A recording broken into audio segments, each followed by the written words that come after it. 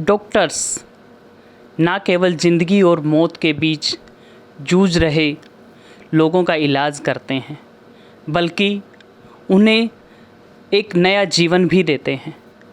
ये अनेक बार भगवान के घर दस्तक देकर भगवान के दरवाजे से मरीज को वापस ले आते हैं, उन्हें एक नया जीवन दान देते हैं। आज एक ख़ास मौका है, 1 जुलाई यानी कि डॉक्टर्स दिवस। डॉक्टर्स दिवस पर FNH न्यूज़ चैनल सभी डॉक्टर्स को सलाम करता है और आज इस खास मौके पर हमारे साथ आज के हमारे ख़ास मेहमान हैं डॉक्टर दीपक गुप्ता, जो IMA के डिस्ट्रिक्ट प्रेसिडेंट हैं। डॉक्टर दीपक जी, आपका हमारे चैनल में बहुत बहुत स्वागत है। धन्यवाद प्रवीण जी। मैं सबसे पहले आपके चैनल FNH के माध्यम से देश के सभी चिकित्सकों को चिकित्सक दिवस की शुभकामनाएं देना चाहूँगा और परमपिता परमात्मा से प्रार्थना करूँगा कि हम सब सुरक्षित रहें और सेहत हमारी सभी हर तरफ से दुरुस्त रहे।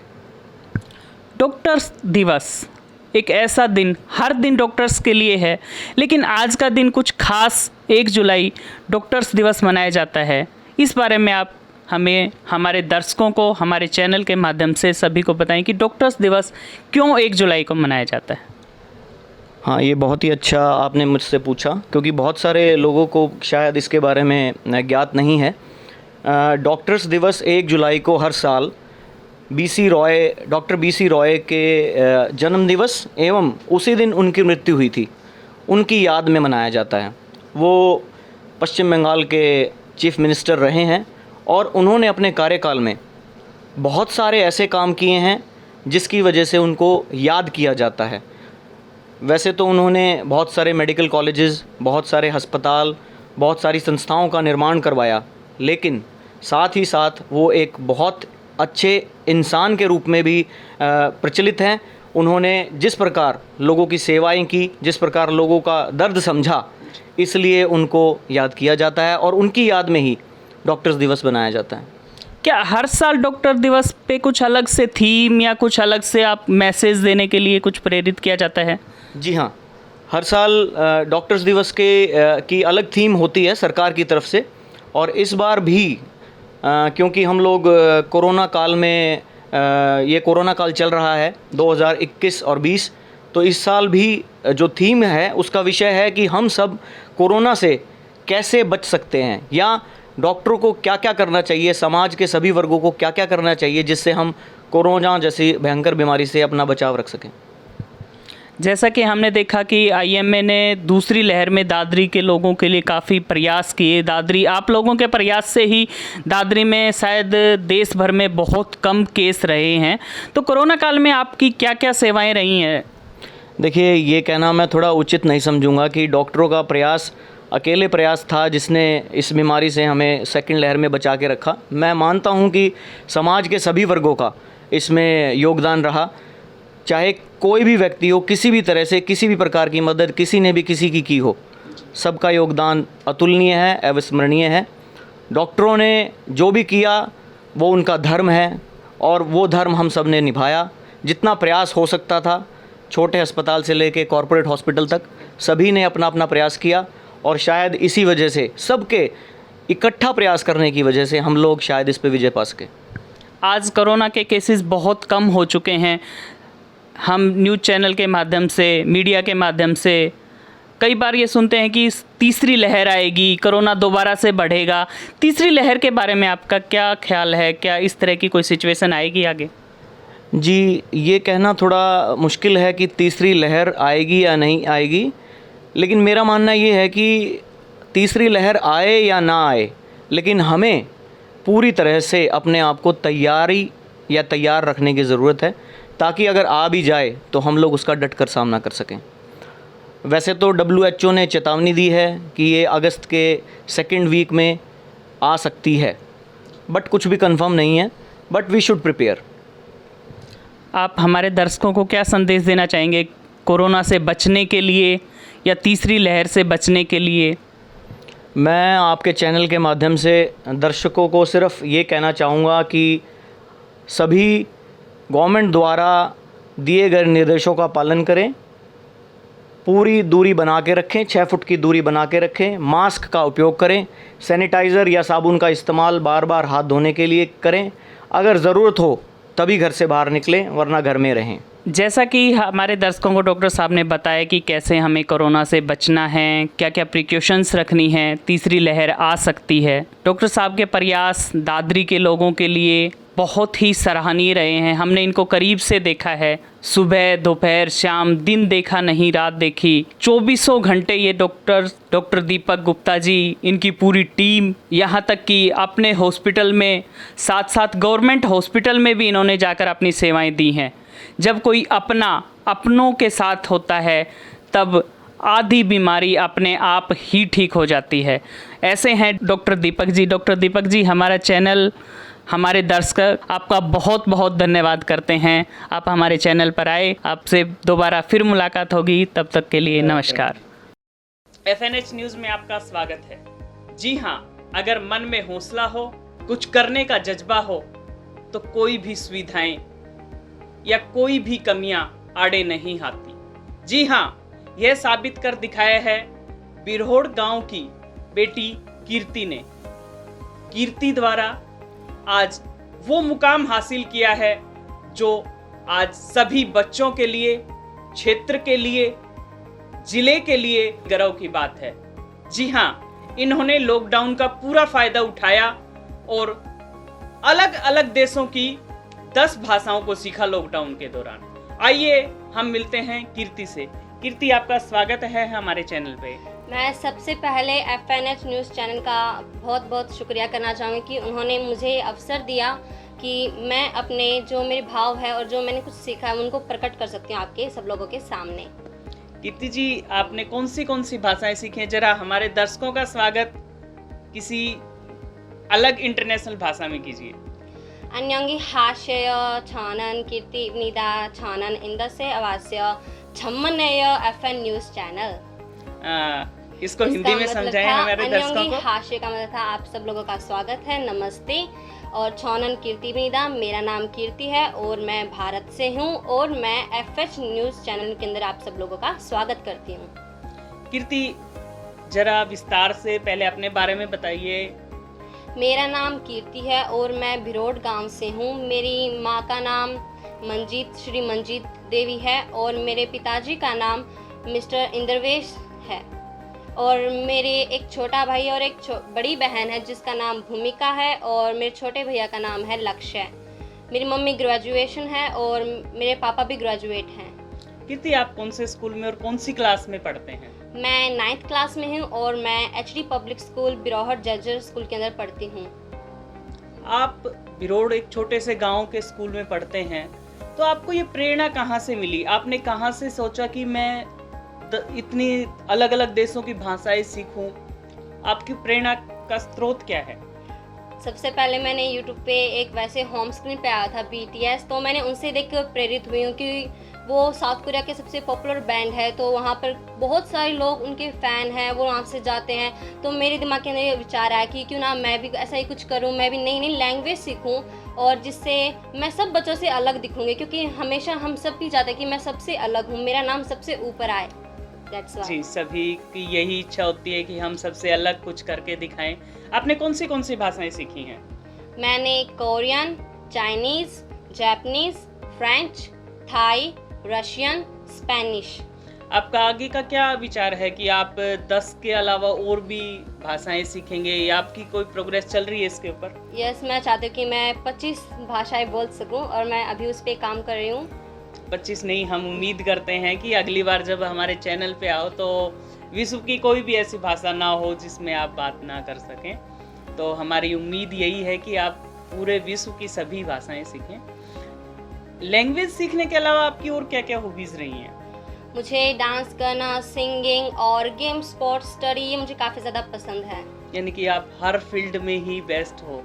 पढ़ाई के मामले में तो थोड़ा सा वीक हो गया, अगर इतना सब बाहर बार बार अगर अलग अलग चीज़ों की तरफ आपका ध्यान जाते हो तो कहीं ना कहीं पढ़ाई से तो ध्यान नो भटकता सर, होगा। रात के 12 बजे तक मेरा लास्ट टाइम रहता है। मैं रात को 12 बजे ही सोती हूँ, ये मेरा फाइनल टाइम है। उसके बाद मैं थोड़ा सा भी लेट नहीं करती हूँ। और सुबह उठ के भी पढ़ाई, क्योंकि हमारे लिए सबसे ज़्यादा इम्पोर्टेंट है। पढ़ाई फर्स्ट नंबर पे है, उसके बाद मेरी सारी जो मेरा मनोरंजन है, मेरे गेम्स हैं, मेरी हॉबीज़ हैं, वो उसके बाद हैं। अपने परिवार के बारे में थोड़ा सा विस्तार से बताएं हमारे दर्शकों को। क्या आपके मम्मी पापा का इसमें पूरा सपोर्ट मिलता है? मम्मी पापा कहते नहीं कि पढ़ाई किया करो, ये फालतू की चीज़ें, क्या दूसरी लैंग्वेज सीख रहे हो, इस तरह की कोई परेशानी आती हो? नो, ऐसी कोई बात नहीं है। वरना मम्मी पापा भी यही कहते कि बस तुम चाहे कुछ भी करो, बस हमें हमारा नाम रोशन करना है और तुम्हें जो कुछ भी बनना है हम तुम्हें पूरा सपोर्ट करेंगे, कोई तुम पे दबाव नहीं डालेंगे।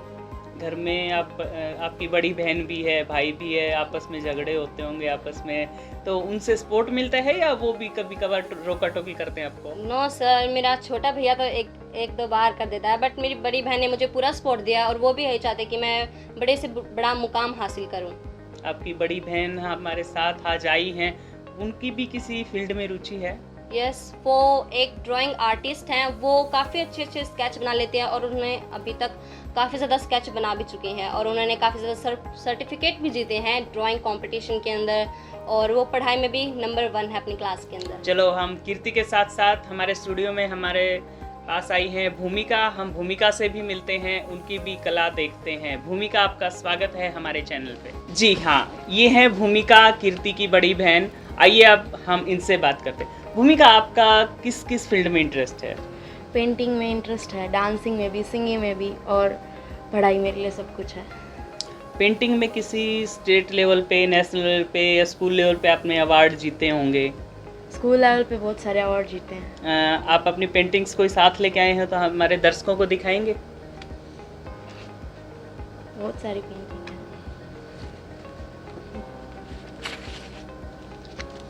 जी हाँ, देखिए, एक प्रोफेशनल आर्टिस्ट की तरह से इन्होंने पेंटिंग्स बनाई हैं।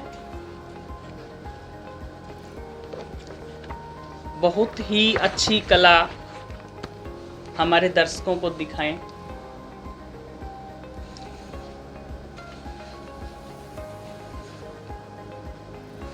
थैंक यू भूमिका। आप हमारे दर्शकों को क्या कहना चाहेंगे? बच्चों को क्या संदेश देना चाहेंगे? मैं ये कहना चाहूँगी कि हर बच्चे के अंदर टैलेंट होता है, लेकिन सबको उसमें निखार लाने की ज़रूरत होती है। जी हाँ, बहुत अच्छी बात कही भूमिका ने। हर बच्चे के अंदर कोई ना कोई टैलेंट होता है, बस ज़रूरत है उसे परखने की। हर बच्चा कुछ भी कर सकता है अपनी रुचि के अनुसार। डांस, पेंटिंग, सिंगिंग, खेल कूद, और जैसे कीर्ति ने एक कुछ अलग करके दिखाया कि अलग अलग देशों की भाषाओं को सीखा। थैंक यू भूमिका। हमारा चैनल आपका बहुत बहुत धन्यवाद करता है। ट्रॉफी जीत कर लेकर आए हैं, तो आपने किस किस फील्ड में ये ट्रॉफी मेडल्स जीते हैं? ये सभी मेडल मोस्ट ऑफ द मैंने अपने गेम, स्पोर्ट्स, डांसिंग और जो पढ़ाई के अंदर होता है उनके अंदर मैंने जीते हैं। अलग अलग एक्टिविटी, जो इंटर हाउस एक्टिविटी होती हैं, इंटर स्कूल प्रोग्राम होते हैं, उनमें सभी प्रोग्राम्स में आप पार्टिसिपेट करते Yes, हो।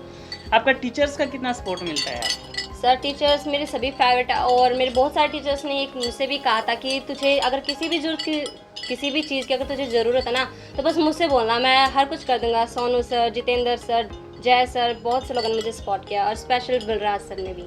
जी, बहुत बहुत अच्छी बात है जब टीचर्स का सपोर्ट मिल जाता है, जब घर पे मम्मी पापा का सपोर्ट मिल जाता है, और जब मन में कुछ करने का जज्बा होता है तो हम बिल्कुल भी पीछे नहीं रहते। अंत में आप हमारे दर्शकों को, हमारे चैनल पे जो आपका वीडियो देख रहे हैं, जो आपको देख रहे हैं, उन बच्चों को क्या संदेश देना चाहेंगे? मैं सबसे यही कहूँगी कि आपको जो कुछ भी बनना है तो आप अपने पेरेंट्स को ज़रूर बताएं, वरना आपको ज़िंदगी भर ये अफसोस रहेगा कि मैंने क्यों नहीं बताया। इस फील्ड के अंदर तो मेरी रुचि नहीं है, मैं फिर भी इस काम को क्यों करा। इसलिए अपने पेरेंट्स को ज़रूर बताएं कि आप क्या करना चाहते हैं, वरना वो आपके अंदर कुछ भी चीज़ देख लेंगे, वो आपको खुद कहेंगे कि तू ये बन जा, तू ये बन जा, फिर आपको अच्छा नहीं लगेगा। इसलिए जो कुछ भी बनना है अपना उस पर पूरा जोर डालो। जैसा कि आपने बताया कि आपने 10 अलग अलग भाषाएं सीखी हैं, तो क्या आप हमारे दर्शकों को 10 अलग अलग भाषाओं में कुछ बताएंगे? कुछ इनको दर्शकों को पता लगे कि हाँ, रियल में कीर्ति 10 भाषाएं बोलती है। श्योर। सबसे पहले मैं साउथ कोरिया देश की भाषा बोलूँगी जिसका नाम है कोरियन, और इसको हंगुल भी कहते हैं। और मैं अब उसको आपको बोल के दिखाऊंगी। हाय, हेलो, नमस्ते को हम बोलते हैं अन्योंगी हाशेयो। मेरा नाम कीर्ति है, छौनन कीर्ति इब्निदा और नानुन कीर्ति, मैं कीर्ति हूँ और मैं भारत देश से हूँ, छौनन इंदो से अवासेयो। Next language. नेक्स्ट है स्पेनिश। होला, नमस्ते, मालूमो कीर्ति, मेरा नाम कीर्ति है, सोय दे इंडिया, मैं इंडिया से हूँ। नेक्स्ट है थाईलैंड की, जिसका नाम है थाई लैंग्वेज। उसका है स्वदेशी खान, नमस्ते, तीछंछू कीर्ति खां, मेरा नाम कीर्ति है, मासक इंडिया खा, मैं भारत देश से हूँ। नेक्स्ट लैंग्वेज का नाम है फ्रेंच। बोनजूर, नमस्ते, जिमप्पल कीर्ति, मेरा नाम कीर्ति है, जे हाप्ते इंडिया, मैं इंडिया से हूँ। नेक्स्ट लैंग्वेज का नाम है रशियन। जद्रावासिते, नमस्ते, जद्रावासिते, मान्या जोवत कीर्ति, मेरा नाम कीर्ति है, यासा इंडिया, मैं भारत देश से हूँ। और नेक्स्ट लैंग्वेज का नाम है चाइनीज़, जो चाइना के अंदर बोली जाती है। नी हाओ, नमस्ते, नी हाओ वो जियाओ कीर्ति, मेरा नाम कीर्ति है, वो लाइजिया इंडिया, मैं इंडिया से हूँ। इसके अलावा और कौन सी भाषा में बोल सकते जापानीज अब आती है जापानीज। जापानीज में है ओहायो खनिचवा, नमस्ते, कीर्ति दिसु, मेरा नाम कीर्ति है, इंडिया सुशिन दिसु, मैं इंडिया से हूँ। और अब मैं इसको हरियाणवी में बोलूँगी। राम राम भाई सब ने, मेरे बड़े बुजुर्गा ने भी और मेरे चाचा ताऊआ ने भी और मेरे भाई भाणा ने भी। मेरा नाम कीर्ति है और मैं भारत देश की एक छोरी हूँ। देखिए, हरियाणवी लैंग्वेज में बोलने में काफ़ी टाइम लगा, यानी कि सबसे टफ लैंग्वेज जो है वो अपनी हरियाणवी ही है। बाकी सभी लैंग्वेज में एक वर्ड में ही पूरा इन्होंने कर दिया, लेकिन हरियाणवी की जब बारी आई, चाचा ताऊ, बड़े बुजुर्ग हमारे सम्मानित, कितनी प्यारी लैंग्वेज है हरियाणवी।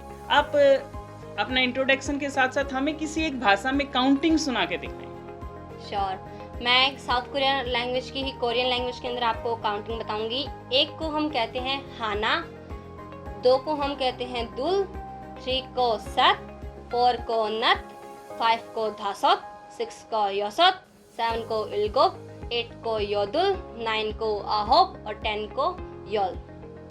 तो आप हमारे दर्शकों को क्या संदेश देना चाहेंगे, लेकिन वो हो हरियाणवी भाषा में, क्योंकि हमने देखा कि सभी लैंग्वेज में जब आपने बताया तो एक वर्ड में ही सारी सब कुछ सीमित रह गया, लेकिन जब हरियाणवी सुना तो हमने बहुत अच्छा लगा। तो आप हरियाणवी में ही हमारे दर्शकों को क्या कहना चाहेंगे? मैं सबसे पहले सबको राम राम करती हूँ, अपने बड़े बुजुर्गों ने, अपने चाचा ताऊआ ने और मेरे सारे भाई भाणा ने। मैं सारा तैनू कहना चाहूँ कि आप छोरी ने जितना वो पढ़ना चाह उसने उतना पढ़ाओ, कि कई माँ बाप इससे होवे ही जो ननू कहते हैं कि ना तू तो रहने दे, तू तो 12वीं तो ये कर रहे, तन तो आगे भी चूल्हा ये काम करने, तन तो रोटी राटी बनानी है, तन ब्याह करना, बस ये काम है। मैं आप सारा तैयार निवेदन करूँ हूँ कि आप छोरी ने मत ना टोको, वह जो करना चाहे उसने करन दो और वह जितनी पढ़ना चाहे उसने पढ़न दो, वह आपका नाम जरूर रोशन करेगी। जी हाँ, बिल्कुल। हमारे दर्शकों के लिए, अभिभावकों के लिए बहुत ही प्यारा संदेश कीर्ति की तरफ से। सभी अभिभावक इस बात का ध्यान दें, बेटियों को पढ़ाएं। बेटियां आज किसी भी क्षेत्र में पीछे नहीं हैं। बेटियां आज विमान चलाती हैं, सेना में भर्ती हैं और यहाँ तक कि आपके आस पड़ोस की कई बेटियों ने ओलंपिक में मेडल भी जीते हैं, ओलंपिक की तैयारियां कर रही हैं। लड़कियां किसी भी क्षेत्र में पीछे नहीं हैं। वो IAS बनी हैं, IPS बनी हैं। तो लड़कियों को जरूर पढ़ाएं। बेटी बचाओ, बेटी पढ़ाओ, सरकार का नारा सार्थक करें। धन्यवाद। फिर एक बार आपके साथ नई शख्सियत के साथ जरूर मुलाकात होगी। देखते रहिए FNH news Charkhi Dadri. News में आपका स्वागत है। आज मंत्रणा कार्यक्रम में हमारे साथ हमारे आज के खास मेहमान हैं राहुल मराठा जी। राहुल मराठा इनेलो के शहरी प्रधान हैं और ये सामाजिक कार्यक्रमों में हमेशा जुड़े रहते हैं। जन समस्याओं के लिए ये आगे खड़े रहते हैं। तो आपका स्वागत है हमारे FNH न्यूज़ में। धन्यवाद प्रवीण जी। जी, सबसे पहले हम आपकी बात करते हैं जन समस्याओं की। आप कोई भी जन समस्या होती है, चाहे सीवर की समस्या हो, चाहे किसी वार्ड में पानी की समस्या हो, आप हमेशा आगे खड़े मिलते हैं लोगों की समस्याओं के लिए। तो इसके बारे में हम आपसे जानना चाहेंगे कि आप शहर की किस समस्याओं से कितना संतुष्ट हैं या सरकार क्या कर रही है? शहर की समस्याओं के बारे में तो आपको पता ही है कि शहर का इतना बुरा हाल हो चुका है। ये आज से कोई नई समस्या नहीं है। ये पीछे भी सरकार ने यही हाल रहा है, पीछे की सरकार में भी। आज तो बीजेपी की सरकार आने के बाद तो शहर का इतना बुरा हाल हो चुका है, कोई भी यहाँ पे शहर का धनी धोरी नहीं है जी। आप देख रहे हो सीवर का जो ओवरफ्लो है, वार्ड नंबर 10 लगा लो, वार्ड नंबर 13 लगा लो, 21, 3, आप 21 वार्ड है दादरी अपने शहर के अंदर, किसी भी वार्ड में चल जाओ, सीवर टोटली सीवर ओवरफ्लो हो रहे हैं। तो प्रशासन है कोई सुनने का नाम नहीं ले रहा है। जी। प्रशासन सुनेगा कहाँ से? ऊपर से शासन का जब इनके ऊपर कोई प्रेशर नहीं तो प्रशासन कहाँ से सुनेगा इसके बारे में? जी। पीने का पानी आप देख लो, सुबह पीने का पानी जब हम मोटर ऑन करते हैं तो मिक्स हो गया हुआ, सीवर मिक्स होया हुआ पानी, इतना गंदा पानी आता है कि शायद कोई उसको एक घूंट पी भी लेना तो वो बिना मरे रह ही नहीं सकता। बीमारी का शिकार क्या, इतना बुरा हाल हो चुका है। मर के पंडा छूट जाए वो बहुत बड़ी बात है साहब जी। बीमारी तो दूर की बात है, मर के पंडा छूट जाए वो भी बहुत बड़ी बात है। और समस्या है तो इस शहर के अंदर आप आज ये जो आप नगर पालिका के आप देख लो, आज के दिन जगह जगह कूड़े के ढेर, कोई उठाने वाला नहीं है। वहाँ पे कंप्लेंट करो नगर पालिका में, कोई उसको सुनने वाला नहीं है, किसको सुनाए? ये दादरी शहर तो मैं पता नहीं कैसे ये लोग यहाँ के लोग जी रहे हैं। ये तो कोई भगवान की कृपा है जो ये मतलब कि पता नहीं किस हिसाब से इतनी बीमारियों के कोरोना के काल के समय में इतनी, और ऊपर से ये जो बीजेपी द्वारा जो दी गई बीमारियां हैं इनसे भी वो मतलब कि जूझ रहे हैं, और फिर भी प्रभु की कृपा से ये अपना जीवन व्यतीत कर रहे हैं। इनका तो धनी धोरी भगवान ही है। दादरी के लोग काफ़ी स्ट्रॉन्ग हैं, उनको किसी बीमारी का कोई असर नहीं होता, ना ही वो गंदा पानी पिए चाहे कोरोना हो, दादरी के लोगों पर असर नहीं होता। सरकार ने शायद ये सोच के और हमारी समस्याओं की तरफ कोई ध्यान नहीं दे रहा। ये सोच कर क्या ये असर क्या नहीं हो रहा है, ये आदी हो चुके हैं लोग भी। लोग अगर सिस्टम से आवाज़ उठाए, आज हम मान लो हम कहीं पे सीवर की या पानी की समस्याओं से रिलेटेड कहीं भी हम आवाज़ उठा रहे हैं, लेकिन लोगों का जो जन समूह है जिस हिसाब से इन समस्याओं की मतलब की तैयारी के साथ हमारे साथ आना चाहिए वो नहीं मिल पा रहा है। तो लोग इसकी आदी हो चुके हैं। लेकिन ये आदी पड़ा कितने दिन चलेगा आप ये बताओ ना। लोग कितने मरेंगे? आप डेली के आप ये देख लो ना, अखबार के आप किसी भी डॉक्टर के यहाँ चल जाओ, लाइन लग रही है पेशेंटों की। किसी को मलेरिया की दिक्कत है, किसी को लूज मोशन वगैरह, मतलब कितनी बीमारियां शहर के अंदर पनप रही है कि जिसकी हद से ज़्यादा मतलब कि बुरा हाल हो चुका है। तो लोग आदि तो बीमारियों से हो ही चुके हैं अब। तो ये समस्या तो पूरे शहर के अंदर बेकार आ चुका है शहर का। आप बार बार समस्याओं के लिए खड़े होते हैं, आपकी बातों का असर क्या सरकार तक नहीं पहुंच पाता, या कोई वजह है कि जिसकी वजह से काम हो नहीं रही? समस्या तो हमारी, हम अधिकारी लेवल तक अपनी समस्याएं रखते हैं। पीछे एक्शन साहब, पब्लिक हेल्थ एक्शन BNR से भी हम मिले हैं, CTM साहब के साथ भी हमारी इस बारे में एक बार मीटिंग हुई है कॉन्फ्रेंस हॉल में, लेकिन कोई अधिकारी इस समस्या का सोल्यूशन कर ही नहीं पा रहा है। और प्रशासन एक्चुअली वही फिर बात आ जाती है। अब प्रशासन के पास जाओ, अधिकारियों से कुछ कहो तो वो कहते हैं हमारी ट्रांसफर करवा दो। ट्रांसफर कोई समस्या का हल नहीं है। और हमारा तो अभी तो हम तो वैसे विपक्ष में, ट्रांसफर तो हम वैसे भी नहीं करवा सकते, लेकिन ट्रांसफर करो, किसी भी कोई भी सरकार हो, ट्रांसफर एक समस्या का हल नहीं है। ये अधिकारियों की भी रिस्पॉन्सिबिलिटी होनी चाहिए। नौकरी करनी है तो काम करना पड़ेगा, नहीं अपने घर बैठ जाओ, काम नहीं करना। तो इस प्रकार का जब तक शासन का ऊपर से प्रशासन के ऊपर प्रेशर नहीं होगा तो काम बहुत ही मुश्किल हो जाते हैं इस प्रकार के। अब इस बारे में जो शहर के MC हैं, नगर पार्षद हैं, उनके बारे में क्या कहना चाहिए? नगर पार्षदों को आपको पता ही है, जो भी पीछे आप देख रहे थे 5 साल जो बीजेपी के साथ नगर पार्षद घूम रहे थे, सरकार के साथ हो रहे थे, आज वही विपक्ष में आके कह रहे हैं कि ये समस्या सीवर की समस्या है, पानी की समस्या। वो बोल रहे हैं ठीक है, ये समस्या 5 साल पहले कहाँ थी भाई? तुम उस समय क्यों नहीं बोले? उस समय आप बोलते तो आज ये समस्या हल होने के कोई ना कोई तो कुछ ना कुछ नतीजा तो मिलता। अब ये इलेक्शन सिर पे आ गए तो अब ये समस्या बताने लगे। या 5 साल बताओ इन्होंने खाई वो मड़ाई, और अब जब आ गया इलेक्शन का समय, अब पता है कि बीजेपी की खिलाफत हर आदमी के, महंगाई के तौर पे भी हर प्रकार से आदमी टूट चुका है, लोग खिलाफ है बीजेपी सरकार के। और अब आ जाओ वापसी, विपक्ष में खड़े हो जाओ, अब वो उसका बेनिफिट उठाना चाह रहे हैं मतलब कि। लेकिन ये लोगों की समझ रहे हैं, लोगों को पता है कि कौन क्या है, और इनका नतीजा भी इनको समय में मिलेगा। तो जैसे आप बार बार समस्याएं उठाते हैं, शहर की समस्याएं, तो आप शहर की समस्याओं के निपटान के लिए आप ऐसा क्या कदम उठाना चाहेंगे जिससे, क्या आप चेयरमैन के इलेक्शन की तैयारी कर रहे हैं? चेयरमैन बन के क्या समस्याओं का समाधान करवा पाएंगे? तो चेयरमैन तो अभी दूर की बात है। एक्चुअली चेयरमैन तो ये तो पार्टी का डिसीजन होता है। पार्टी अगर हमें आगे करेगी, किसी लगेगा पार्टी को हाँ भाई ये ठीक है, पार्टी के लिए कुछ कर रहे हैं और पार्टी का कोई आशीर्वाद मिला तो ज़रूर हम चेयरमैन के लिए भी आएंगे आगे। लेकिन समस्या का सोल्यूशन तो आप देख लो ना, जब भी इन दोनों सरकार दादरी के लिए अच्छी रही है, लेकिन लोगों का लेकिन पता नहीं क्यों जुड़ाव नहीं हो पा रहा। लेकिन आप पीछे देखो, हमारे पार्टी जिस समय इन लोग सरकार हरियाणा में थी, हमारे दादरी से चेयरमैन थे जगबीर जी। उस समय आप पार्क देखो, रोज गार्डन जो आप जानते हो, वो रोज गार्डन आज मतलब कि इतना ये जो देन है दादरी शहर को, ये हमारी सरकार की, इन लोग सरकार की देन है। हम कह सकते हैं कि दादरी का एकमात्र पार्क रोज गार्डन ही है। बिल्कुल, आप रोज गार्डन ही है, और उसमें तो आप रोज क्या, उसमें आप फूल नाम की कोई चीज नहीं रही। अब आप इसमें तो देख रहे हो आप। उसके अलावा ये बीजेपी सरकार ने एक हमारे ये दादरी के हुकम सिंह जी थे, हमारे सीएम साहब, उनके नाम से एक पार्क बनाना चाहा, वो बनाने में फेल हुए। स्वर्ण जयंती के नाम से उन्होंने पार्क बनाया, ये जो अपने बस स्टैंड के बैक साइड में, यहाँ से आप निकल नहीं सकते, आपको मुंह पे कपड़ा बांध के निकलना पड़ेगा।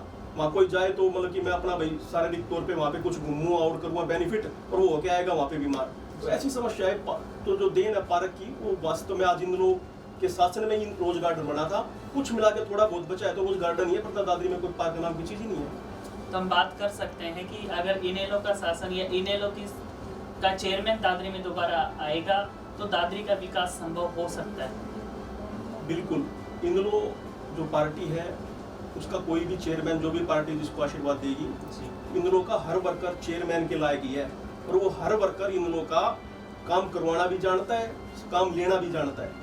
और इनेलो का अगर चेयरमैन दादरी शहर से बनता है तो नेचुरली है कि काम 101% होंगे।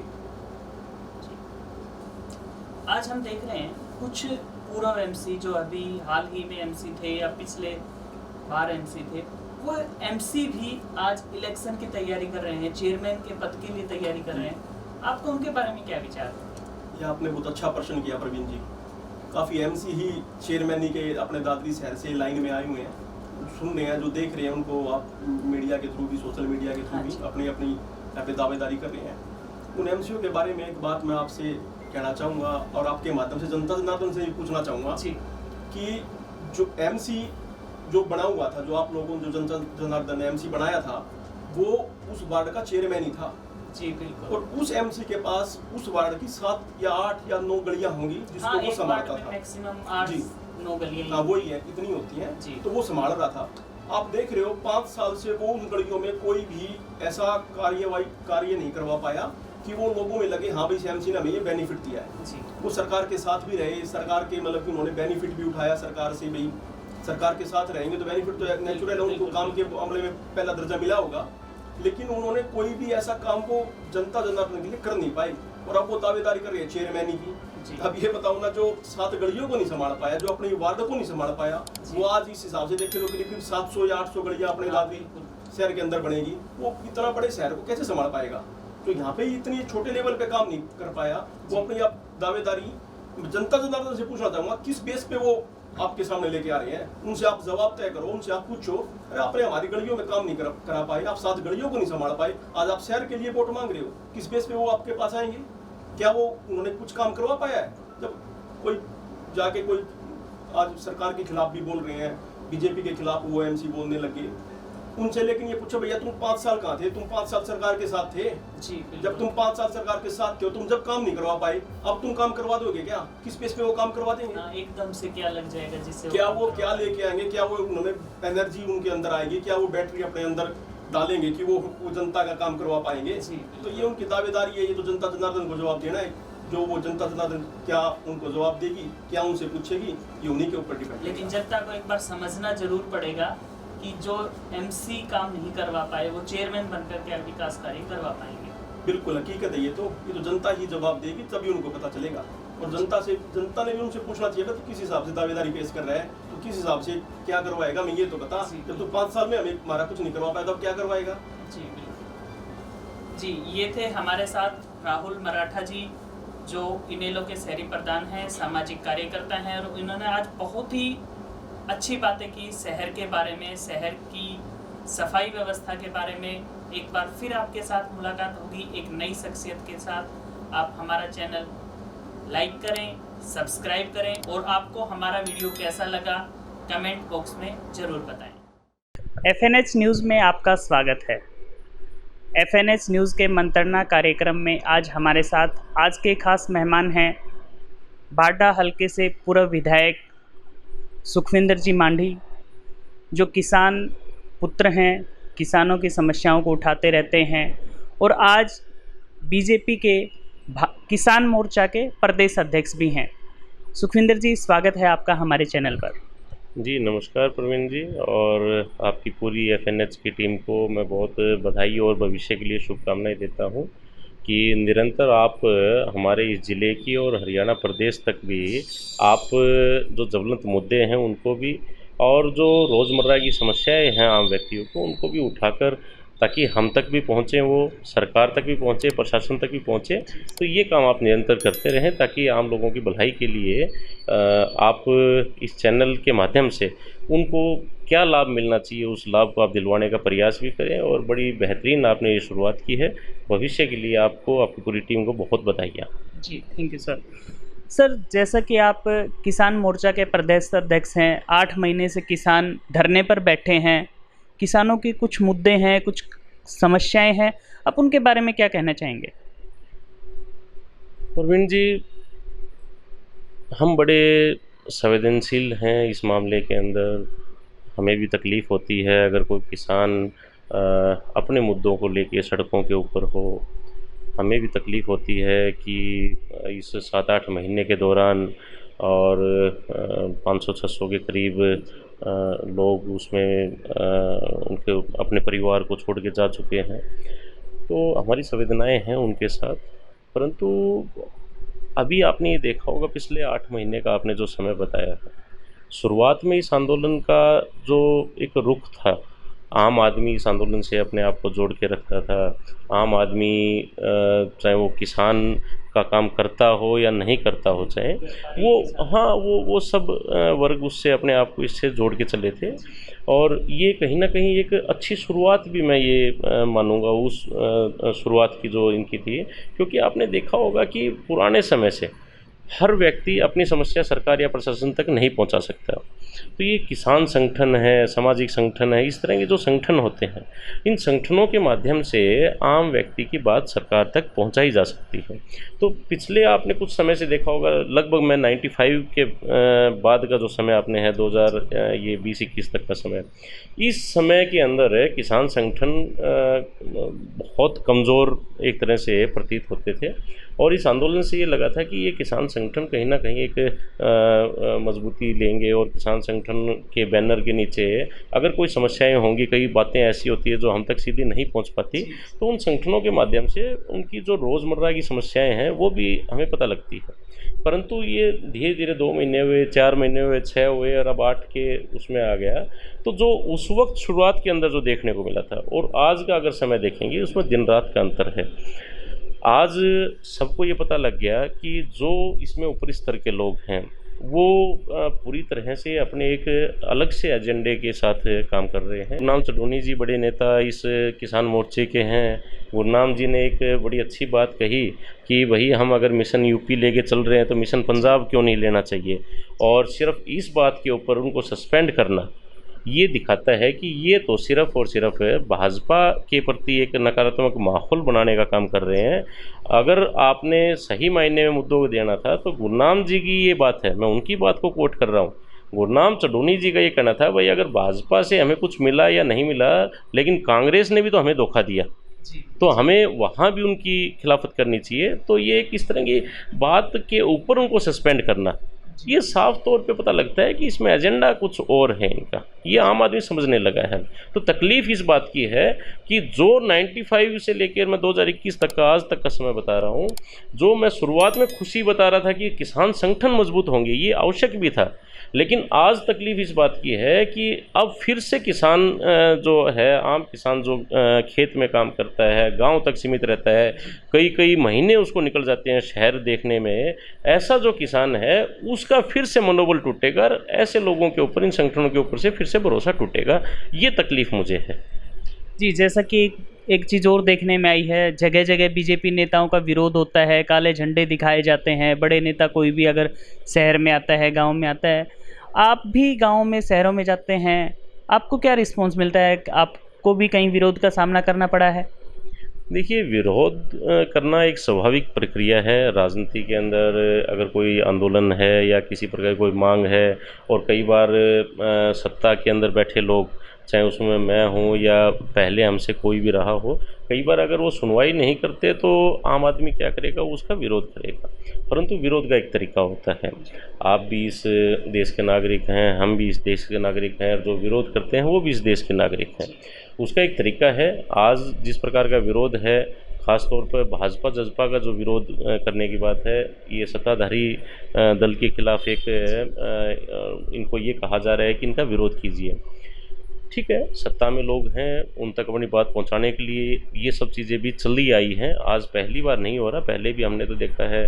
इससे पहले हुड्डा साहब की गवर्नमेंट थी, उसमें भी देखा। उससे पहले चौटाला साहब की थी, उसमें भी देखा। अनेकों आंदोलन हुए, चोई बंसीलाल जी की देखी, चोई बंसीलाल जी की 91 तक का तो मुझे याद है सारा। तो हर सरकार के अंदर इस प्रकार की चीज़ें हुई हैं, और उनमें से सरकारी जो तंत्र है वो अपने आप को लोगों के समक्ष किस प्रकार से पेश करता है, ये सब चीज़ें देखने की है। लेकिन तरीका जो आज है, मैं इस तरीके के विरोध में हूँ कि आप किसी भी चुने हुए प्रतिनिधि के बारे में अपशब्द बोलना या गाड़ी पे पथराव करना, या आपने सिरसा के अंदर देखा होगा हमारे डिप्टी स्पीकर हैं, उनकी गाड़ी पे लगा हुआ तिरंगा झंडा भी तोड़ने का जिस प्रकार से एक ये बड़ा घृणित कार्य है। और एक संयम रखना चाहिए। एक कोई भी आप आंदोलन करते हैं, कोई भी विरोध प्रदर्शन करते हैं, हमने भी बहुत किए हैं, तो कोई भी विरोध प्रदर्शन इस प्रकार करता है तो उसमें आपको ये देखना चाहिए कि आप सामने वाले का अगर विरोध कर रहे हैं, अपनी बात आप रखना चाहते हैं, इसके साथ साथ दूसरी बात जो आपने देखने की है वो ये कि भाई उसका भी जो अधिकार है हम उसको भी नहीं छेड़ें। तो इतना तक चलता है। लेकिन अब ये क्योंकि आंदोलन का जो स्वरूप है वो बदल गया, और अब आंदोलन जिस प्रकार से 2016 का एक आंदोलन था, 2016 में जाट समाज अपनी मांग के लिए आंदोलन कर रहा था, और आप ये देखिए कि जाट समाज लगभग 200 से ज़्यादा जगहों पे धरने थे उस टाइम। और मैं आपको ये ऑन रिकॉर्ड चीज़ें बताना चाहता हूँ कि जहाँ भी समाज के लोग, हमारे समाज के लोग वो शांतिप्रिय तरीके से धरना दे रहे थे, एक जगह भी सरकार ने, उस टाइम मैं सरकार में शामिल था उस वक्त एक व्यक्ति के ऊपर भी डंडे की चोट नहीं लगी, किसी के ऊपर भी ना सरकार का डंडा चला ना प्रशासन का चला। और झगड़ा कहाँ हुआ, जहाँ असामाजिक तत्व उसमें आगे थे। तो आज ये आंदोलन कहीं ना कहीं असामाजिक तत्वों के हाथ में आ गया। और मैं तो किसान संगठनों के जो बड़े नेता हैं उनको भी ये निवेदन करना चाहता हूँ कि आप ठीक अपनी बात रखिए। आप आंदोलन कर रहे हैं, ठीक है, आपने क्या एजेंडा लेके चले हैं क्या नहीं, वो एक समय बताएगा। लेकिन कम से कम जो असामाजिक तत्व हैं, आज आप उनको बचाने के लिए हिसार में धरना दे देते हैं, आप उनको बचाने के लिए सिरसा में धरना दे देते हैं, आप उनको बचाने के लिए टोहाना में धरना दे देते हैं। ये सब चीज़ें जो आपकी हैं, ये कहीं ना कहीं आपके आंदोलन को उसी प्रकार से ख़राब करेंगी जिस प्रकार से 2016 का ख़राब हुआ। और हमने उस आंदोलन में जो हमारे जैसे लोग भी थे या आम समाज के लोग थे जो भरोसा करते थे, उस समय भी हमारा भरोसा टूटा था। और आज भी मुझे तकलीफ़, मैं फिर से कहता हूँ, ये तकलीफ़ है मुझे कि फिर से हम लोगों का जो आम किसानी का जीवन जीते हैं उन लोगों को तकलीफ़ होगी अगर ये लोग दगा करेंगे तो। जी, ये बात थी। किसान आंदोलन चल रहा है, 8 महीने से लगातार चल रहा है। सरकार इस बारे में क्या कदम उठा रही है इस आंदोलन को ख़त्म करने के लिए, किसानों की बात मानने के लिए सरकार के द्वारा क्या कदम उठाए जा रहे हैं? देखिए, 2024 में ख़त्म होगा आंदोलन। जी, लंबा चलेगा 2024 में, क्योंकि टिकैत साहब खुद कहते हैं 2024 तक करना है। वो शायद 35 महीने भी गिनाते हैं, कई सावन गिनाते हैं, कई सर्दी और कई गर्मी गिनाते हैं।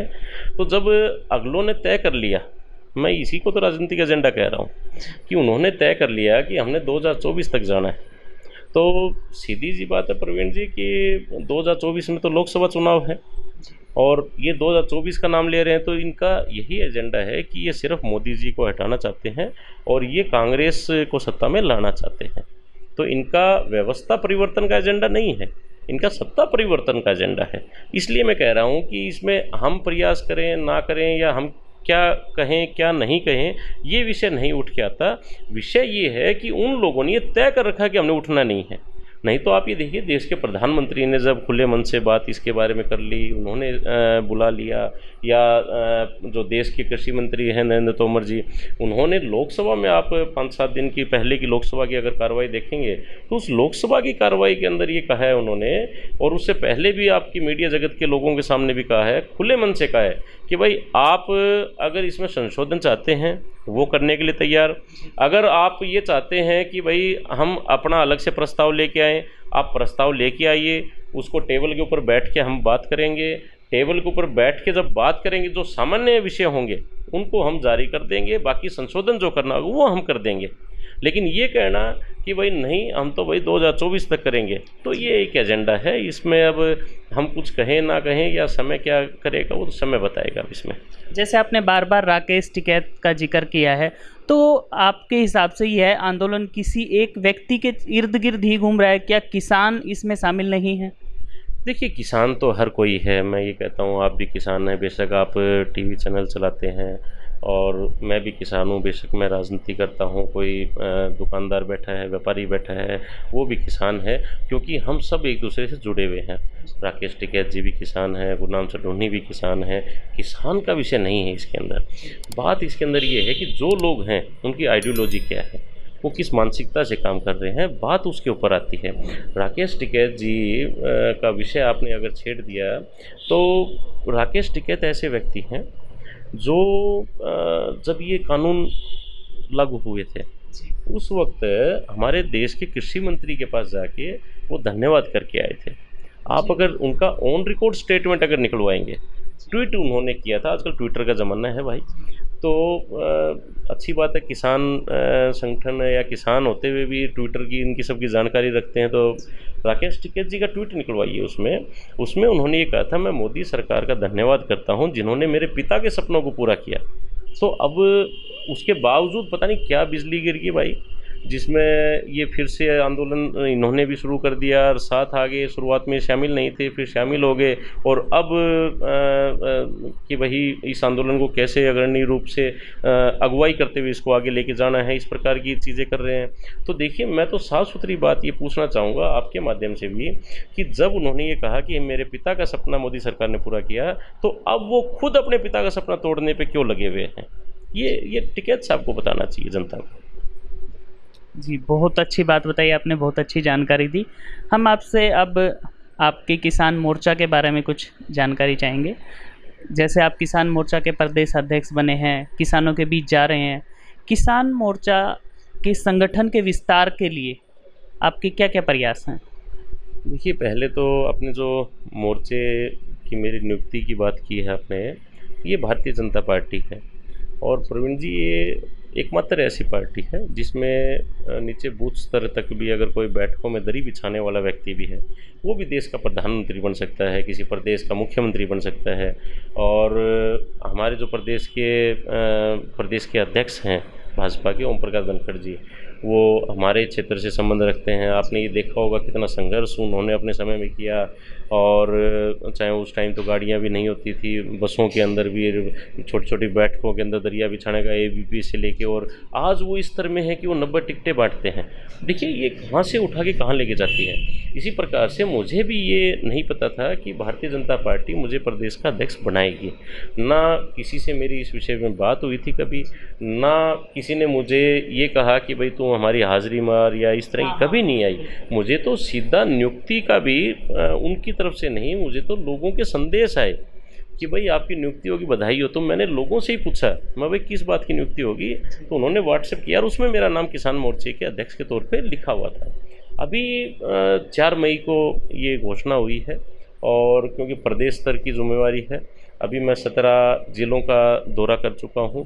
अभी जो बाकी बचे हुए ज़िले हैं, 5 ज़िले हमारे हैं, जिसमें एक तो हमारा अपना बनाया हुआ चरखी दादरी ज़िला है, तो ये 22 ज़िले हैं। तो जल्द ही इन 1 हफ्ते के अंदर इन ज़िलों का भी दौरा करेंगे, और लगभग नाम हमारे पास आए हैं। एक संगठन की प्रक्रिया होती है, उसके तहत शायद हफ्ता 10 दिन के अंदर प्रदेश स्तर के ऊपर जो सूची जारी होनी है, तो वो हम जारी करने का काम करेंगे। जी, किसान मोर्चा के प्रदेश अध्यक्ष होने के नाते आप गाँव में किसानों से मिलते हैं, किसानों की समस्याएं सुनते हैं, किसानों के बीच जाते हैं, किसानों का कितना रिस्पॉन्स मिलता है आपको? देखिए, किसान अगर आप बात करें तो बड़ा साधारण व्यक्ति है, और उसकी समस्याएं ये तीनों बिल नहीं है। मैं आपको ये स्पष्ट तौर पे बता देना चाहता हूँ। आप अगर किसी भी धरने के ऊपर जाके आम किसान से बात करेंगे तो वो ये कहेगा भाई मन नहीं बेरा भाई इसमें के सही सके गलत से, लेकिन सारा लाग रहे हैं तो मैं भी लाग गया। देखो ये एक धारणा है। किसान की समस्याएं और बहुत हैं। कई किसान इसलिए भी इसमें जुड़े हैं कि उनकी कोई मंडी के अंदर खरीद को लेके समस्या होगी। कई किसान इसलिए जुड़े होंगे उनकी खाद को लेके समस्या होगी। कई किसान इसलिए इसमें जुड़े होंगे कोई बिजली की कोई पानी की समस्याएं होंगी।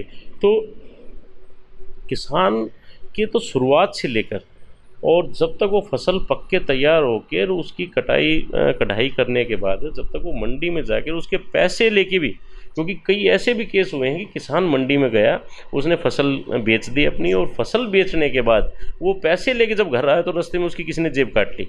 तो जब तक किसान की फसल बिकने के बाद वो घर पे आगे सुरक्षित नहीं रख देता अपनी पूंजी को, जब तक उसके साथ परेशानियां हैं किसान के, तो वो बड़ा साधारण सा अपना जीवन जीता है, साधारण तरीके से रहता है और अपने काम से काम रखना उसको पसंद है। तो बहुत सारी समस्याएं हमारे सामने भी आती हैं। कई चीज़ें बीमा पॉलिसी को लेके भी है। अभी मैं रेवाड़ी जाके आया हूँ परसों, तो रेवाड़ी जल भराव के कारण फसल ख़राब हो गई, इसको लेके भी उन लोगों की समस्याएं थी। बाकी स्पष्ट तौर पे मैं ये बता देना चाहता हूँ आपके माध्यम से सभी दर्शकों को कि किसान हरियाणा प्रदेश का हो या हरियाणा प्रदेश के बाहर का किसान हो, आज जिस प्रकार की मोदी जी ने जो 6,000 रुपये देने की जो बात की है, जिस प्रकार से ये बीमा के तहत लोगों को लाखों लाखों रुपए का लाभ हो रहा है, जिस प्रकार से हमने सिंचाई की व्यवस्था को सुदृढ़ करने का काम किया है, जो 20-20, 30-30 सालों तक टेल में पानी नहीं पहुंचता था उन तक पानी पहुंचाने का हमने काम किया है, जिस प्रकार से हमने 24 के करीब लगभग 2 दर्जन के करीब है जो जीन्स हैं, जो उपज है आपके किसान की, उसको प्रदेश की सरकार ने खरीदने का, एमएसपी के ऊपर खरीदने का, एक एक दाना खरीदने का जो काम किया है, ये जितने भी विषय हैं ये सब एक तरह से आम किसान इसमें पूरी तरह अपने आप को संतुष्ट मानता है। लेकिन क्योंकि पिछले आप आज़ादी के बाद से लेके और अब तक का समय देखेंगे, इस सारे समय के दौरान किसान को आज जो चीज़ें मिल रही हैं, बेशक हमने शुरुआत की इसका धन्यवाद करता है, लेकिन ये चीज़ें भी उसके लिए नाकाफ़ी हैं, ये चीज़ें भी नाकाफ़ी हैं। बाकी और आप ये देखिए कि और चीज़ों का भाव कितना बढ़ गया, सोने का कितना बढ़ गया, चांदी का कितना बढ़ गया। आज अगर कोई आपका प्लेट लेके आते हैं उसका भाव पहले क्या था, पहले आपके बुज़ुर्गों के टाइम में आपने देखा होगा, बल्कि मैंने भी देखा हुआ है कि कोई बर्तन वाला भी अगर आता था तो हम उसको 2 कटोरी 4 कटोरी गेहूँ दे देते थे और वो बर्तन दे के चला जाता था। आज आप गेहूँ दोगे तो उसके अंदर आपको कुछ नहीं मिलता। तो उनकी ये है कि जो ये गैप इतना आ गया, ये गैप आया इसलिए कि पिछली सरकारों ने, अगर आज मोदी जी ने 6,000 रुपये किया है, अगर ये योजना आज से 10 साल 15 साल पहले शुरू होती तो आज ये 6 का शायद 15,000 या 20,000 रुपये तक ये हो जाता। क्योंकि कभी पेंशन की शुरुआत 100 रुपये से हुई थी और आज पेंशन आपकी 2,000 से ऊपर पेंशन है आपकी। तो ये इस प्रकार की एक शुरुआत है और इस शुरुआत को आज किसी ने की है तो ये आगे बढ़ती जाएगी, एक अच्छी शुरुआत है। तो किसान मानता है इन बातों को। बाकी समस्याएं हैं वो भी बताता है किसान, तो उन समस्याओं का भी हम एक हमारा प्लेटफॉर्म है, उस प्लेटफॉर्म के ऊपर पूरे प्रदेश की जो समस्याएं आती है उनको फिर माननीय मुख्यमंत्री जी के समक्ष हमारे प्रदेश के अध्यक्ष हैं उनके द्वारा या उनके साथ मिलके हम उन सब चीज़ों को दुरुस्त किस प्रकार से कर सकते हैं, ये सारा एक बड़े स्तर के ऊपर हम विषय को लेकर चलते हैं, उसके ऊपर काम करते हैं। जैसे आपकी सरकार द्वारा जल संरक्षण अभियान चलाया जा रहा है, वो भी किसानों के ऊपर ही है, किसानों के फ़ायदे के लिए है। आप हमारे चैनल के माध्यम से दर्शकों को, किसानों को जल संरक्षण के बारे में क्या संदेश देना चाहेंगे? देखिए, ये एक बड़ा अच्छा सवाल आपने किया है और जल संरक्षण हमारे किसान मोर्चे का सबसे बड़ा मुद्दा है। और मैं जब बनने के बाद हमने एक वेबिनार किया, उसमें हमारे किसान मोर्चे के जो साथी हैं प्रदेश के वो उसमें जुड़े, उसमें हमारे प्रदेश के अध्यक्ष ओम प्रकाश धनखड़ जी भी जुड़े, उसमें हमारे प्रदेश के मुख्यमंत्री श्रीमान मनोहर लाल जी भी उसमें जुड़े और काफ़ी ऐसे लोग उसमें हमने जोड़ने का प्रयास किया जो जल संरक्षण के ऊपर पानी बचाने के ऊपर उन लोगों ने काम किया है या वो इस प्रकार के विचार रखते हैं। ऐसे सब लोगों को हमने जोड़ने का काम किया और उस पर एक लंबी डिबेट, लगभग 2 घंटे के करीब की वो डिबेट थी। तो उसमें चर्चाएँ भी आई नीचे से भी, और जो मुख्यमंत्री जी थे, अध्यक्ष जी थे, उन सब लोगों ने अपनी बात रखी और हमने ये तय किया है कि हम इस मुद्दे को लेके प्रदेश के हर कोने में जाएंगे। आज जल संरक्षण सिर्फ आप गांव तक की बात नहीं है इसमें कि भाई किसान मोर्चा सिर्फ गांव तक सीमित रहेगा या आप पानी की जो वेस्टेज है वहीं तक गांव के अंदर टूटियां लगवाता रहेगा, यहाँ तक नहीं। मैं कहता हूँ शहर के अंदर भी किसान मोर्चा अपना जो एक समाज के अंदर एक जागृति इस मामले में लाने की बात है वो करेगा। आप ये देखिए कि आप यूरिनल इस्तेमाल करते हैं, अगर आप कमोड में, टॉयलेट में अगर आप यूरिन करते हैं तो आपका 7-8 लीटर पानी उसमें वेस्ट होता है। यूरिनल यूज़ करते हैं तो उसमें कम पानी में काम चल जाता है आपका, तो ये भी एक बचत करने का तरीका है। तो इस प्रकार से हम अगर बचाव करके चलें तो ये आने वाले समय में अगर सबसे बड़ी समस्या कोई होगी, ये बिल अगर कोई केंद्र सरकार लाई है या कोई दाने की बात है, कोई खरीद की बात है, ये सब चीज़ें पीछे रह जाएंगी। अगर सबसे बड़ा कोई मुद्दा है, अगर कोई परेशानी आएगी और जिसमें सिर्फ किसान नहीं आम व्यक्ति को भी आएगी, वो पानी की आएगी। तो आज मैं आपके चैनल के माध्यम से ये कहना चाहता हूँ कि हमें इसको एक बड़े मुद्दे के तौर पे और एक लक्ष्य मान के चलना चाहिए कि हमने तो एक एक बूंद को बचाना है। उसके लिए जो भी तरीके हों वो हमने अपनाने चाहिए। खेती की अगर बात करें तो हम अगर ड्रिप इरिगेशन की तरफ जाएँ, सूक्ष्म सिंचाई की तरफ अगर जाएँ तो उसके ऊपर हमने काम करना चाहिए ताकि एक एक बूंद हमारी बचाई जा सके। आज पीने के पानी की बात आए तो गांव के अंदर कई बार खुले में नल चलता है, उसके ऊपर हमने आनी चाहिए। शहर का मैंने आपको बता ही दिया। इसके अलावा भी और भी बहुत सारे ऐसे विषय हैं जिनके ऊपर हम काम कर सकते हैं और मैं सभी दर्शकों से भी ये निवेदन करूंगा, खासकर आपकी टीम को भी, कि आप भी इसको एक अभियान के रूप में लीजिए। अगर आपको ऐसा लगता है कि कोई ऐसा व्यक्ति है जिसने जल संरक्षण के ऊपर अलग से कोई काम किया, जैसे एक पानीपत का साथी है, मैं जाऊँ भी कुछ दिनों में अभी पानीपत, तो उन्होंने धान की खेती करते हैं और उसके धान में क्योंकि पानी बहुत चाहिए, अब उस खेती से जो पानी का एक्स्ट्रा पानी है उस पानी का वो स्टोर करते हैं ताकि आगे काम आ जाए। इस प्रकार की किसान ने अपने आप व्यवस्था कर रखी है। दूसरा, मैं ये भी इस प्रकार की फसलों के ऊपर भी हम जाएँ जिसमें कम पानी लगे। अब हज़ारों लीटर पानी 1 किलो धान तैयार करने में लगता है, कितनी पानी की वेस्टेज है। तो हम इस प्रकार की व्यवस्था करें। सरकार भी इसमें बड़ी तेज़ी से अपने आप को आगे लेके आ रही है और हम सब लोग भी जागरूकता इस क्षेत्र में लेके आने का काम करें। पानी का मुद्दा कोई राजनीति मुद्दा नहीं है। सभी दर्शकों से अनुरोध है, आप सभी लोगों से अनुरोध है कि पानी बचाएं, जल संरक्षण करें। जितना भी ज़्यादा से ज़्यादा हो सके जल बचाने के लिए कोशिश करें। नल खुला ना छोड़ें, बाथरूम में कम से कम पानी यूज़ करें, सेविंग करते वक्त नल खुला ना चलाएं। इस तरह के छोटे छोटे प्रयास से आप जल बचा सकते हैं। जी, ये थे हमारे साथ सुखविंदर जी मांडी, जो युवा विधायक रहे और आज युवा प्रदेश अध्यक्ष हैं किसान मोर्चा के। फिर एक बार मिलते हैं एक नई शख्सियत के साथ। तब तक के लिए देखते रहिए FNH न्यूज़ और हमारा चैनल लाइक करें, सब्सक्राइब करें और आपको हमारे द्वारा दी गई जानकारी कैसी लगी कमेंट बॉक्स में ज़रूर बताएं। नमस्कार दोस्तों, आज हमारे साथ मौजूद हैं कांग्रेस के वरिष्ठ नेता, नगर परिषद के पूर्व चेयरमैन अजीत सिंह फोगाट। आइए हम अजीत सिंह जी से बात करते हैं आगामी इलेक्शन के बारे में। जैसा कि आप सभी जानते हैं कि नगर परिषद के चुनाव आने वाले हैं। अजीत जी ने पहले भी नगर परिषद के चेयरमैन पद को सुशोभित किया है। क्या दोबारा से वो चेयरमैन पद पर सुशोभित होंगे? क्या वो इलेक्शन की तैयारी कर रहे हैं? अजीत जी, आपका स्वागत है FNH न्यूज़ चैनल में। नमस्कार प्रवीण जी, सबसे पहले तो मैं बधाई देता हूं आपको। Fast news Haryana news channel की शुरुआत आपने दादरी के अंदर की, जो दादरी की एक बहुत बड़ी ज़रूरत थी, क्योंकि दादरी के बहुत सारी ऐसी समस्याएं हैं जिनको उठा पाना दादरी के क्षेत्र के लोगों तक एक बहुत आज ज़रूरत इस बात की हमें भी थी कि दादरी के लोगों को एक ऐसा चैनल मिले जहां जो लोग अपनी बात रख सकें। तो आपको बधाई देता हूं सबसे पहले तो कि आपने एक ऐसे चैनल की शुरुआत की जो दादरी के लोगों की आवाज़ बने। धन्यवाद अजीत जी। जैसा कि अभी चुनाव आने वाले हैं तो क्या आप दोबारा से एक नई पारी की शुरुआत करेंगे? नगर परिषद चेयरमैन की तैयारी कर रहे हैं। देखिए, सबसे पहले तो मैं आपको इस बात से अवगत करा दूं कि मैं ये चुनाव बिल्कुल भी नहीं लड़ना चाहता, क्योंकि पिछले 15 साल से मेरा संघर्षमयी जीवन जो है रहा है, और मेरा हमेशा एक टारगेट रहा है कि मैं दादरी के पूरे क्षेत्र को एक ऐसा प्रतिनिधित्व प्रदान करूं जिससे लोगों को लगे कि हाँ, वास्तव में आज दादरी के पूरे क्षेत्र को, क्योंकि दादरी नगर परिषद के चेयरमैन पे मैं रह चुका हूं, और अपने रहते मैंने अपनी क्षमता के अनुसार जितना मेरे से हो सकता था मैंने पूरी दिन रात लग के दादरी के लोगों की सेवा की है। और हर प्रकार से आवाज़ भी मैंने विपक्ष में रहते हुए भी उठाई, चाहे वो मैं यूथ कांग्रेस में था, चाहे मैं नगर परिषद के चेयरमैन में अगर विपक्ष में था तो भी मैंने आवाज़ उठाई। तो हर तरीके से हमने दादरी के लोगों की आवाज़ उठाई, और दादरी के लोगों को वो मूलभूत सुविधाएं जो मिलनी चाहिए थी, क्योंकि दादरी शहर आज 1 लाख की जनसंख्या का शहर है, और हरियाणा का सबसे बड़ा उपमंडल था जब दादरी ज़िला बना। तो दादरी एक बहुत अच्छा वातावरण वाला जो है मैं कह सकता हूँ कि शहर है, जहाँ चाहे वो कितने भी बड़े आंदोलन हुए लेकिन यहाँ किसी प्रकार का वायलेंस नहीं हुआ।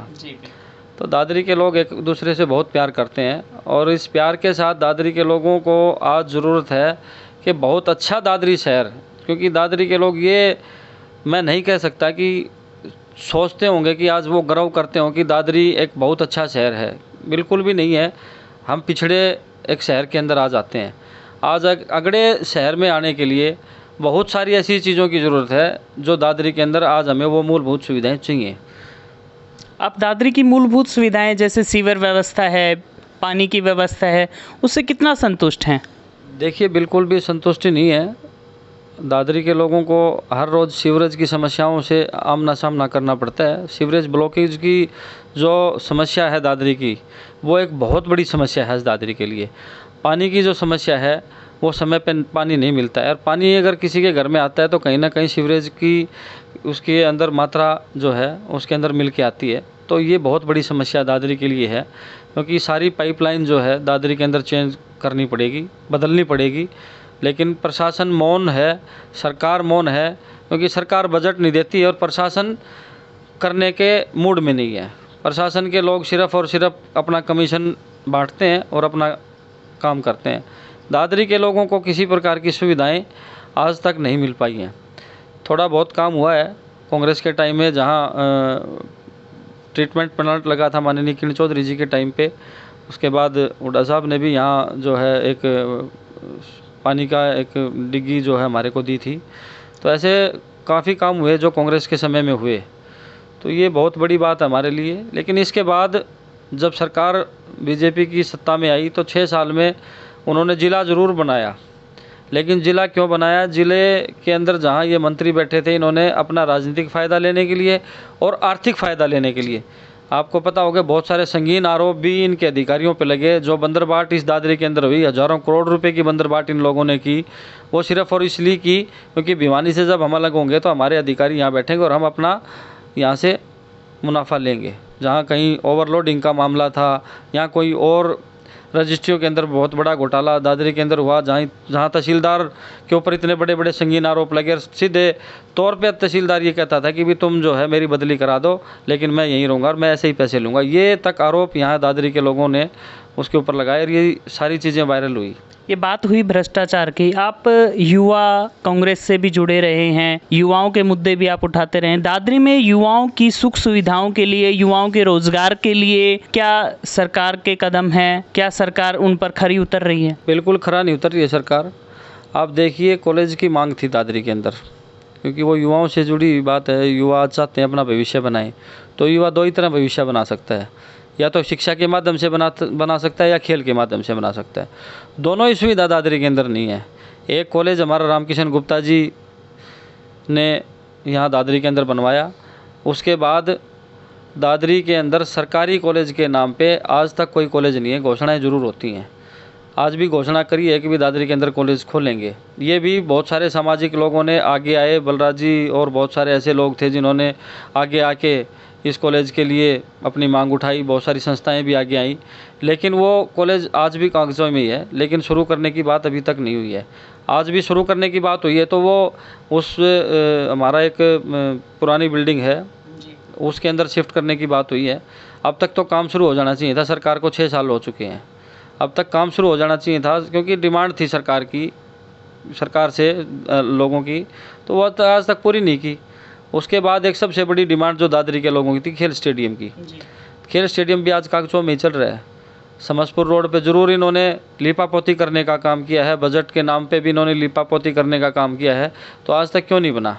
हमने बहुत बार इस बात के लिए मांग उठाई, हमने प्रदर्शन भी इस बात के लिए किया, हमने प्रेस कॉन्फ्रेंस भी की कि दादरी के अंदर इस प्रकार का एक स्टेडियम आज दादरी के लोगों को ज़रूरत है, जहाँ बच्चे अपना भविष्य बना सकें, क्योंकि दादरी के लोगों ने पूरे देश और दुनिया के अंदर अपना नाम रोशन किया है। दादरी ने ओलंपिक के खिलाड़ी दिए हैं, मेडल्स दिए हैं, तो हमारे दादरी के बच्चों के अंदर टैलेंट है और वो अपना प्रतिभा जो है दादरी के लोग पूरे देश और दुनिया के अंदर दिखा सकते हैं, अगर उनको सुविधाएं मिलें तो। लेकिन सुविधा तो है ही नहीं, एक भी सुविधा किसी खेल की, कबड्डी की हो, फुटबॉल की हो, क्रिकेट की हो, टेनिस की हो, बैडमिंटन की हो, किसी भी प्रकार की सुविधा, एथलीट्स हमारे बच्चे बहुत आगे जा सकते हैं, बॉक्सिंग के हमारे बच्चे बहुत आगे जा सकते हैं, लेकिन कोई भी सुविधा हमारे बच्चों के लिए कहीं भी कोई सुविधा नहीं है। स्टेडियम के नाम पे सिर्फ लीपापोती करने का काम ये सरकार कर रही है। जब सुविधाओं की बात आती है तो अभी कोरोना काल का जिक्र कर लेते हैं।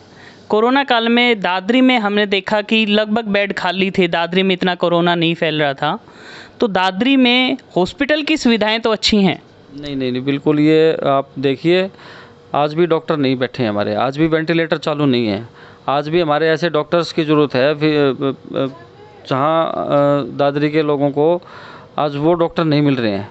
सिर्फ और सिर्फ गायनी के एक डॉक्टर बैठे हैं, लेकिन ना ऑर्थो के डॉक्टर बैठते हैं, ना और दूसरी तमाम गंभीर बीमारियों के डॉक्टर यहाँ बैठते हैं। 100 बेड का हॉस्पिटल ये भी कांग्रेस के समय में बना था। आप देखिए 100 बेड का हॉस्पिटल भी कांग्रेस सरकार ने दिया था, लेकिन मूलभूत सुविधाओं के नाम पे जब कोरोना काल के अंदर आपने बात कही कि यहाँ बेड खाली थे, बिल्कुल भी बेड यहाँ लोगों को नहीं मिल रहे थे, ना ऑक्सीजन उनको मिल रही थी, ना रेमडेसिविर इंजेक्शन उनको मिल रहा था। रेमडेसिविर इंजेक्शन के नाम पर एक भद्दा मजाक लोगों के साथ चल रहा था, मरीजों के साथ चल रहा था, और जहाँ रेमडेसिविर इंजेक्शन ब्लैक में 1-1 लाख रुपए में लोगों से ऐंठे गए पैसे, जहां सरकार के बीजेपी के लोगों से ही वो इंजेक्शन पकड़े गए, ऐसी भी बहुत सारे बात हमारे बीच में आई। तो ये लोग तो सिर्फ और सिर्फ एक व्यापार जो है इस कोरोना काल के अंदर कर रहे थे। इससे बड़ा मजाक और हमारे लोगों के साथ क्या हो सकता है, जहाँ ऑक्सीजन सिलेंडर ही नहीं मिल सकता, अगर ऑक्सीजन भी नहीं दे सकते आप किसी को, तो और वो ऑक्सीजन भी कौन सी थी, आज उस ऑक्सीजन की वजह से ही ब्लैक फंगस की बीमारी आज उत्पन्न हुई है। ऑक्सीजन भी वो सारे औद्योगिक ऑक्सीजन थी, जो नेचुरल ऑक्सीजन जो हमारी आती है वो ऑक्सीजन नहीं थी, वो ये सिर्फ और सिर्फ लीपापोती करने का काम था। उसके बाद सरकार ने दावे किए कि हम प्लांट लगवाएंगे, आज भी वो प्लांट नहीं लगे हैं। अगर सरकार चाहती तो 10 दिन के अंदर प्लांट लग जाते। प्राइवेट कंपनियों, प्राइवेट हॉस्पिटलों से भी ये इन्होंने कमिटमेंट की थी कि प्राइवेट हॉस्पिटल्स के अंदर भी आज वो प्लांट लगाने का काम करवाएंगे, लेकिन किसी भी प्राइवेट हॉस्पिटल में आज भी किसी प्रकार का ऑक्सीजन प्लांट नहीं लगा है।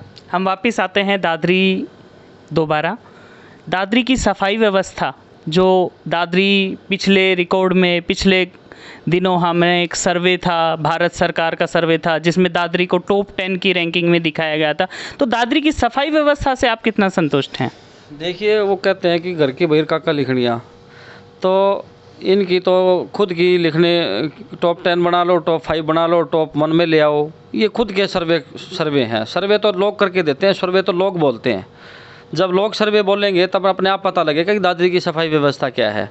इनकी खुद की सर्वे हैं, खुद की सर्वे में किसी को टॉप बना लो, किसी को नीचे दिखा दो। जहाँ इनकी सरकार के जहाँ लोग बैठे थे वो टॉप में थे, जहाँ इनकी सरकार के लोग नहीं बैठे थे वहाँ वो 100वें नंबर पे दिखा दिए इन्होंने। तो ये कोई भी किसी प्रकार का इनका सर्वे नहीं था। दादरी के अंदर आज जितनी अव्यवस्था सफाई के नाम पे है, कोई इन्होंने नई कोई ऐसी ट्रीटमेंट प्लांट लगाया हो, कोई सॉलिड वेस्ट का जो है प्लांट लगाया हो इन्होंने, जहाँ कचरे को हम खाद में बदल सकें, यहाँ किसी प्रकार के कर्मचारियों की नई भर्ती की हो, या सफाई की कोई नई गाड़ियों की इन्होंने भर्ती की हो। आज आप हालात देखिए दादरी शहर के, जाके कूड़े के ढेर मैं दिखाऊंगा आपको ले जाके कि कितने कूड़े के ढेर इस दादरी शहर के अंदर लगे हुए हैं। कर्मचारियों की बेचारों की तनख्वाह तक मिलती नहीं है। फायर ब्रिगेड की गाड़ियाँ कंडम हो चुकी हैं। अगर फायर की बात करें तो अगर कहीं कोई इमरजेंसी हो जाए तो फायर की गाड़ी टाइम पर नहीं पहुंचती। तो नगर परिषद का दावा है कि वो घर घर से कूड़ा उठाते हैं। देखिए 2-4 गाड़ियाँ ज़रूर इनकी चल रही हैं और कुछ तो करेंगे अपनी इज्जत बचाने के लिए, लेकिन कहाँ तक। उसके ऊपर भी एक बहुत बड़ा खुलासा मैं आपको करके बता देता हूँ कि इन्होंने पीछे एक रेजुलेशन पास कर दिया कि जिसके घर के आगे से कूड़ा उठाएंगे उससे पैसे लेंगे। जनता टैक्स देती है, जनता हाउस टैक्स देती है, जनता यहाँ हर तरह के तमाम टैक्स देती है। उसके बावजूद एक और जो है लोगों से पैसे ऐंठने का काम, जहाँ घर घर कूड़ा उठाने की जो बात ये लोग कर रहे हैं, तो घर घर से पैसा भी उगाने की बात यही लोग कर रहे हैं। घर घर से पैसा तो उगाने का काम कर लेंगे, लेकिन घर से कूड़ा नहीं उठाएंगे। ये सिर्फ लिपापोती करने का काम है। आपके चेयरमैन पद के कार्यकाल में क्या क्या विकास कार्य हुए जो आज सीमित होकर रह गए? देखिए ऐसे तमाम कार्य थे, समय हमें बहुत कम मिला था उस समय में, जहाँ कॉलोनियाँ इतनी बढ़ गई जिनके अंदर आज विकास की ज़रूरत है। जो बहुत लंबित मांगे जो है पिछले काफ़ी समय से लोगों की हैं, सरकार ने पता नहीं क्यों नहीं बजट दादरी के लोगों को देना चाहती, क्योंकि सरकार की मंशा नहीं है दादरी के लोगों को विकास के तरफ लेके जाने की। क्योंकि जब विकास की बात आती है तो 5-6 मूलभूत सुविधाएं दादरी के लोगों को सबसे पहली प्राथमिकता के साथ चाहिए। सीवरेज व्यवस्था दादरी के लोगों चाहिए जो कि 0 पे है। हॉस्पिटलिटी की जहाँ चिकित्सा की ज़रूरत है तो वो भी 0 पे है। अगर दादरी के लोगों को इलाज कराना पड़ जाए तो दादरी के अंदर सिर्फ और सिर्फ आपको मैं बता दूं कि रेफर हॉस्पिटल के नाम से दादरी का हॉस्पिटल जाना जाता है। जो ये कहते हैं कि भाई वहाँ सिर्फ फर्स्ट एड का, अगर इमरजेंसी अगर कोई हो जाए तो दादरी के अंदर एक मरीज़ आप दादरी के अंदर कोई ट्रीटमेंट करा दो, मैं राजनीति से संन्यास ले लूँगा। कोई इमरजेंसी का ट्रीटमेंट, अगर कोई एक्सीडेंट केस चला जाए तो सिर्फ और सिर्फ पट्टी करने का काम करते हैं। उस व्यक्ति को जान बचाने के लिए या तो रोहतक रेफ़र करेंगे या वो अपनी जान बचाने के लिए फिर उसका भगवान जो है रखवाला है वो अपनी जान बचाने के लिए जहाँ जाए। इन लोगों के पास बचाने के लिए, जान बचाने के लिए कोई सुविधा नहीं है। उसके बाद पानी की बात आती है तो इनके खुद भाजपा के जो है एमसी हैं जो खुद मटके फोड़ते हैं बेचारे, उनकी इज्जत बचाने के लाले पड़े हुए कि हमारी इज्जत बच जाए, क्योंकि उनको अब चुनाव लड़ना है। तो इससे आपको जग जा ही रही है बात तो कि जब भाजपा के खुद के इनके पार्षद जब मटके फोड़ने पे आ जाते हैं तो मैं उस बात के लिए क्या आपको बयान दूं कि पानी की कितनी बड़ी समस्या है। तो बहुत बड़ी समस्या है पानी की। दादरी के लोगों को पानी पहुँचा ही नहीं रही है। 4 दिन में 3 दिन में 1 दिन पानी आता है, वो भी सीवरेज का पानी मिल के आता है। बेचारे लोग जो है डबल RO करके पानी पीने के लिए मजबूर हैं। उसके बाद अगर बात करें युवाओं की, दादरी के अंदर बच्चों को खेलने के लिए कोई व्यवस्था नहीं है। कोई स्टेडियम इन्होंने बनाया हो, कोई इन्होंने एकेडमी दी हो, कोई दादरी को कोई भी एकेडमी इन्होंने दादरी को दी है। हमारे दादरी की प्राइवेट संस्थाओं ने दादरी के अंदर 2-3 एकेडमी दी हैं जहाँ बच्चे अपनी तैयारी करते हैं और अपनी खुद तैयारी करके अपने बलबूते पे अपने प्रतिभा को लेके कहीं ना कहीं अपनी प्रैक्टिस करके अपना नाम रोशन करते हैं। उसके बाद बात आती है हमारे बुज़ुर्गों को टहलने की, महिलाओं को टहलने की या हमारे बच्चों के खेलने की। तो कोई एक पार्क है जिसके अंदर सुबह 10 बजे ताला लगाते हैं। अगर कोई बाहर से कोई राहगीर आ जाए तो उसको बैठने की जगह नहीं है। और उस पार्क की हालत भी आप देख लीजिए कि कितनी दयनीय है। मास्टर हुकम सिंह जी हमारे बहुत बड़े आदर्श रहे हैं, दादरी के मुख्यमंत्री रहे हैं। उनके नाम से पार्क की घोषणा इस सरकार ने की थी, आज तक वो पार्क नहीं बना पाई।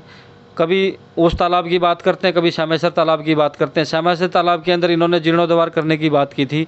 इन्होंने सैकड़ों करोड़ रुपए की घोषणा की थी। आज तक वो 6 साल जो है वो गुजर चुके हैं, आज तक वो जीर्णोद्धार उस तालाब का नहीं करवा पाए, जो हमारी आस्था से जुड़ा हुआ है, जो दादरी के लोगों की आस्था से जुड़ा हुआ है। आज तक उसको ये ठीक नहीं करवा पाए। दादरी के गलियों का आप हाल देख लीजिए। बाहरी कॉलोनियाँ कितनी बढ़ चुकी, कौन सी कॉलोनियों के अंदर इन्होंने सीवरेज लाइन डाल दी, पाइपलाइन डाल दी पानी की, या उन गलियों का निर्माण इन्होंने कर दिया। सिर्फ और सिर्फ दादरी को लूटने का काम इन्होंने बंदरबाट करने का काम किया है। मुझे कहने में कोई गुरेज नहीं है, जहाँ जो चेयरमैन यहाँ रहे हैं उन्होंने सिर्फ और सिर्फ बंदरबाट करने का काम किया। अपने चहेतों को दादरी नगर परिषद की चेयरमैन के पद पे रहते हुए दादरी नगर परिषद की ज़मीन को अपने चहेतों को बांटने का काम इन्होंने किया है। और पार्षदों ने बहुत बार इस बात के लिए आरोप भी लगाए, बहुत बार ऐसा तनावपूर्ण माहौल भी रहा, लेकिन सुनने वाला कोई नहीं, क्योंकि सरकार में बैठे हैं। अब सरकार की इनकी चलती है तो अधिकारी इनके नाम से जो है काम करते हैं। बहुत बार ऐसे बहुत बड़े और संगीन आरोप इस यहाँ के चेयरमैन के ऊपर भी लगे, तो सुनने वाला कोई है नहीं। लेकिन जनता अब जवाब देगी, आने वाले चुनाव के अंदर इन लोगों को घर बिठाने का काम करेगी और इनको दोबारा से दादरी नगर परिषद में बिल्कुल भी कतई नहीं बैठने देंगे। क्योंकि दादरी को जो आज मूलभूत सुविधाएँ चाहिए थी वो बिल्कुल भी ये देने में कामयाब नहीं हुए। बिल्कुल नकारा और नाकाम ये दादरी के नगर परिषद के अंदर जो लोग बैठे थे वो बिल्कुल नकारा लोग थे। नगर पालिका से नगर परिषद बना दिया गया, उपमंडल से जिला बना दिया गया, लेकिन दादरी की समस्याएं ज्यों की त्यों बनी हुई हैं। अब आने वाले चुनाव में नगर परिषद का प्रतिनिधि कैसा हो, किस तरह का आप चाहते हैं कि दादरी का नगर परिषद का चेयरमैन एक ऐसा व्यक्ति बन के आए जो सभी सुविधाओं को लोगों तक मुहैया करवाएं।